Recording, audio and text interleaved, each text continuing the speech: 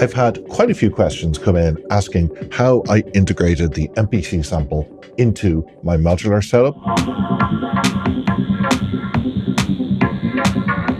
Let's look at a couple of different ways to integrate an MPC sample with modular, and I'll talk pros and cons of each approach and then why I chose the approach I did. So the first question you're going to have is, right, okay, well, why have an MPC sample to begin with? I bought this when it came out because I wanted something I could jam with on the plane. It's got a lot of connectivity. It's pretty simple. All the controls are on the front here. And frankly, I love it. I'm actually really enjoying playing it. And I thought to myself, this would be a great way of adding an additional little bit of layers, loops, samples, textures into a modular setup. Now, of course, I could always integrate a sampler into the modular, but that just adds more space. And this is portable and separate, and I can use it on the couch or on the plane when I'm traveling. So here's the modular setup that I've talked about in previous videos. There's, plenty of examples of me making some techno with this. The first question I faced was, which way would I route the audio? Now, we have three options here. Option one is we can route the audio from the MPC sample into the modular, and then from that into the final output stage. Now, why would you do that? Well, the reason being, if you want to sidechain your kick, now if you're making techno, you're going to want your kick to be the master kind of beat, and that's going to involve a sidechain. So if you're going to want to sidechain your kick, you want all of the audio from the setup to go into that sidechain. And so you want the audio from the MPC sample to go in here, to go into the sidechain. How did I do that? Well, for my setup, what I did was I took the output of the MPC sample and I just took this little splitter here that I had. It's an audio TRS to dual TS splitter, plugged in some cables. That's going to go into channel 4 here on the mixer. What I've done is I've plugged the output of this little splitter into the headphones output. Now, normally you would have to boost line level coming from a device like the MPC sample to your rack level because the voltage levels are different. If you just plug line level into modular, it'll come out very quiet. But I found that if I turned up the volume quite high over here and boosted up the gain here on the bartender, I was able to get my levels pretty good. If I wanted to try out, say, I'm going to unmute one of these here. I had a kind of a texture channel, a pack here that I was using at the introduction section. And as you can hear, we can play that quite nicely. We can also say play I'll unmute this one, a hi-hat sound that I kind of played around with a little bit using the features on the MPC sample. There's another approach we can do, and that is to route the audio from the modular into the MPC sample, and then from that into the mixer. Now, the reason you might want to do that is you might want to use the effects built into the MPC sample. So you've got these great pad effects over here, reverse beats, lo-fi effects, coloring, granulator. And that's actually really cool if you wanted to process the audio coming out of the modular through this, mix in the audio from the MPC sample, and then send it into the mixer. The final way we can go about setting this up is, of course, in a parallel. We can have both the MPC sample and the modular just go straight into the Zoom over there. Again, you're losing your sidechaining ability for making techno, but if you weren't making techno, if you're making something else entirely, that's no problem. That would also work as well. Okay, so we're going to go with option one, which is the MPC sample audio into the modular and then into the output. The first thing we've got to figure out how are we going to route the MIDI? Because what I want to do is use the MIDI out from my Oxi One as my main sequencer. I want to clock the MPC sample. I also want to be able to maybe trigger some of these pads on it.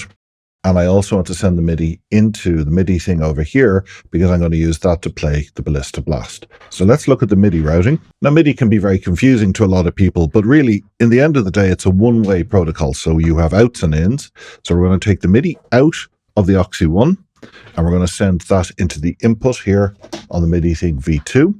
I have the MIDI thing V2 configured so that any MIDI that arrives here is also forwarded out the MIDI out, so it's acting as a MIDI through. So in other words, a copy of all the MIDI messages are coming out of here, and then I'm going to just patch that into the MIDI in input here on the back of the MPC. Now let's make sure we have our MPC correctly configured. So we do Shift MIDI config here. So let's just look at the MIDI settings. We have the MIDI port set to external. This corresponds to the TRS input here.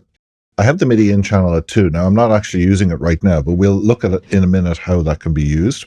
And it doesn't really matter about the MIDI out channel, we're not using that. And the pad MIDI in we'll have on. That allows us to trigger the pads by sending MIDI notes on the MIDI input channel to the MPC. Now, the MIDI implementation is pretty simple here. We don't have any control change, any MIDI CC controls, like we can't move filters around, which I really wish I could do, because then I could program in different modulation off my Oxi One. Hopefully they add that in the future. The only other thing we want to have here is MIDI sync in set to MIDI clock, and that will start and stop the sequencer on the MPC and clock sync all the effects to the master clock coming out of my Oxi One. Okay, so that's our MIDI setup. We'll go back over to mute. Have all the pads muted. Now, if we hit play here, we're getting some audio out of the modular. Now, the way I approached playing this when I was kind of putting this together was punch in different kind of sequences over here and then selectively unmute them and mute them. So there's some hi-hats.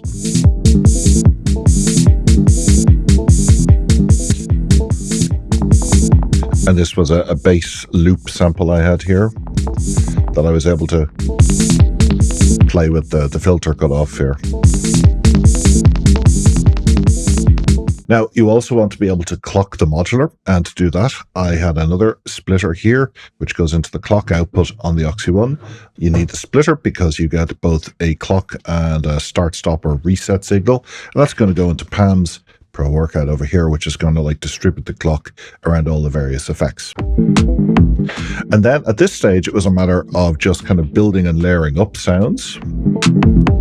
This is just the sound from Ballista Blast going into Desmodus. Opening up the filter there.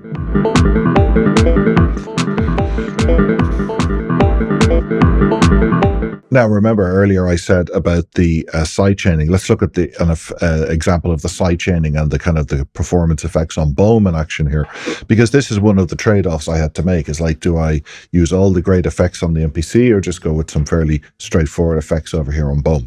So let's just kind of start something playing. And we'll start some samples over here. Now, we have two options over here. First of all, we can punch in the kick, and even though the volume of the kick is down, you hear the sidechain. I can turn it all the way down so there's no ducking, and as I turn it up, it becomes more pronounced. Now, for techno, that's what you want. And there's our kick. You also have this effects knob, which can be programmed to a few different things. I have it set to a DJ effect. Press this button. Low pass filter on the left. High pass filter on the right. And then you can do standard, very, very simple high pass filter cutoff to bring in your kick. It couldn't be any simpler. Now let's look at how you would trigger the pads on the MPC sample over MIDI from a sequencer like the Oxi One. As you remember, we had the MIDI input channel. If we just go to MIDI config over here, set to channel 2. That means the MPC sample will respond on channel 2 to any MIDI notes coming in. There's a MIDI map of notes corresponding to each of the banks. So note C1 is the lower left pad number 1 here in bank 1, all the way up to this note here, which is the 16th note above that. That means that all I have to do is program those notes into my sequencer, and I will trigger whichever pad I want over here. On my Oxi One, I have sequencer 8 set to channel 10. Now, channel 10 corresponds to the MIDI thing over here, because this is how I'm triggering, for example, different modules in my case. I want this particular sequencer to also send on channel 2, so the MPC sample will pick it up. So I'm going to go up here to track number 8 and press the track menu, set that to be MIDI channel 2. And now if I program in notes up here, they will go to the MPC sample, but I've got to get the right note. I want to trigger this pad here, which is a nice little bass. And then there's another one over here. So we're going to program in a little bass line. We need to know what note to send, and I know from looking it up that it is note D2. So we'll just mute all the other things here.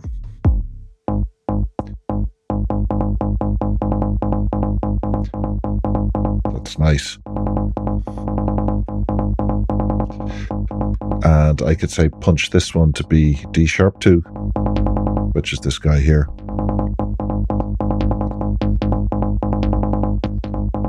And now we have this playing over here.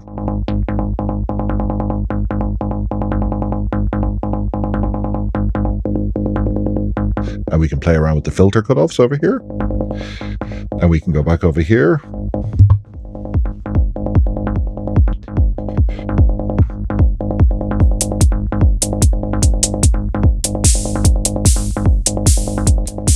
And off we go with a nice rhythmic pattern. I might send the output of the MPC sample into the Ani over here. Get a bit of texture going on.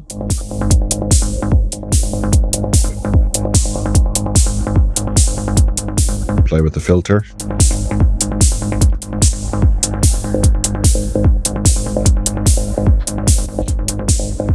We could do another example here and maybe trigger this pad over here, which is this long, I'll just unmute it, which I was using at the introduction. Now I know that this pad here corresponds to node E1, so I can program that in there. And don't forget to set the output MIDI channel to 2 to correspond to the MPC sample. And now if I hit play, we triggered it, but we're triggering it too quickly. So what I need to do here is just go in and set this to play, say, a lot slower. Maybe not that slow. It's 1/8, it looks like. And now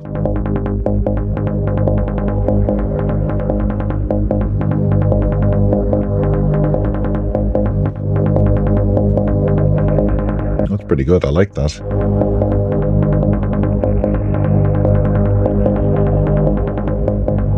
Now we can still use pad effects, of course.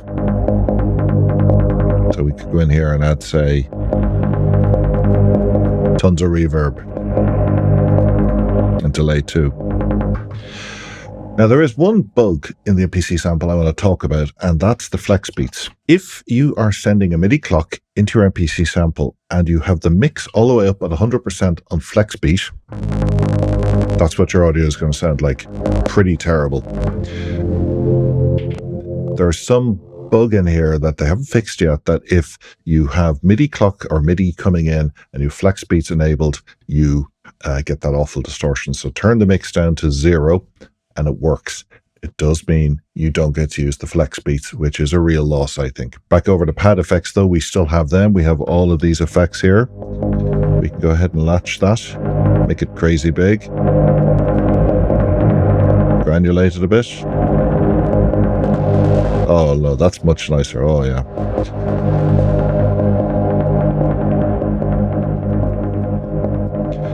Now you see, this is shows you just how much fun you can have combining this with Modular.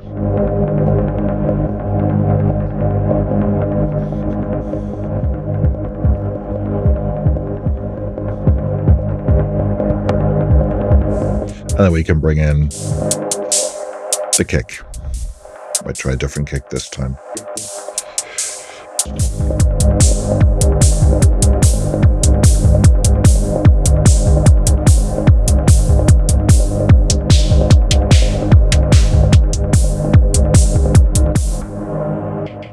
Now let's look at how we can rearrange things a little bit and put the modular into the MPC sample and what benefits and pros and cons that gives us. What I've done is change the audio routing around to send the audio from the modular into the back of the MPC and then the audio from the MPC into my mixer. Still have the MIDI coming out over here as a MIDI through going in here to synchronize things. Now, of course, if you don't have a sequencer like the Oxi One, you could decide to use the MPC sample as your master sequencer. So what advantages and disadvantages does this give us? Well, first of all, we're able to use the pad effects now and apply them to the audio coming in from the modular. So let's take a look at how we can do that.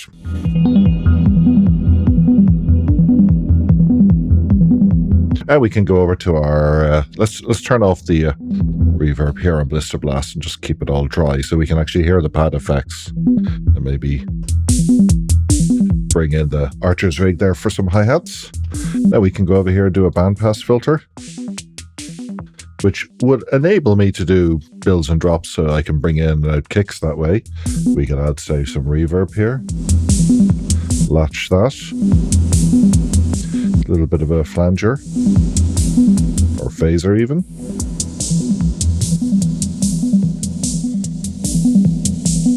Which then enables me to go over here and bring in, say, some sound effects on the MPC Sample. Maybe take the kick out. And then I can bring the kick in by just unlatching that reverb. And I missed it. Oh, it's not as easy to do. Okay, let's look at how we can now sample the modular into the MPC Sample. And first of all, we need to just pick a blank pad. I have pad 11 here picked, which doesn't have any samples on it. Then I'm going to go into the input config. Now, what I've realized is you need to set the threshold so that it automatically starts recording. I set it to -12 dB, which will pick up the audio from the modular, no problem at all. Let's hit sample record, tap the pad to record, and off we go. We'll just record a bar of this.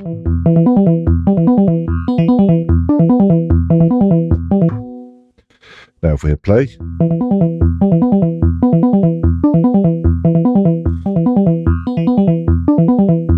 Now that I've captured that sample and I've just trimmed the endpoint there, we could of course apply some pad effects to this. So we could apply some reverb. Of course, now that we have this play sampled in, sounds very good.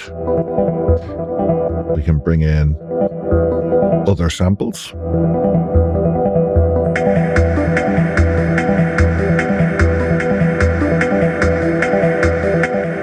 And go over to our bandpass filter.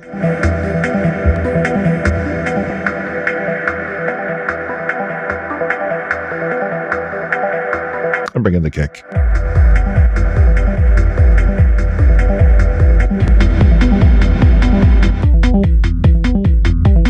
I hope this gave you some ideas about how you can integrate your modular and MPC sample together. I think they're actually a very powerful combo. The portability of the sample, the convenient size, plus the MIDI capabilities and the sampling really pair up very well with a modular setup. I would like to see a bit more MIDI control possible on the sample. That's really something I wish I could do here, where I could like launch the pad effects or manipulate the filter on samples, or even play them melodically from a MIDI sequencer. That'd be really wonderful, but maybe that's too much to ask. Anyway, as always, let me know what you think down in the comments below. Hope you find today's video useful, and thanks for watching.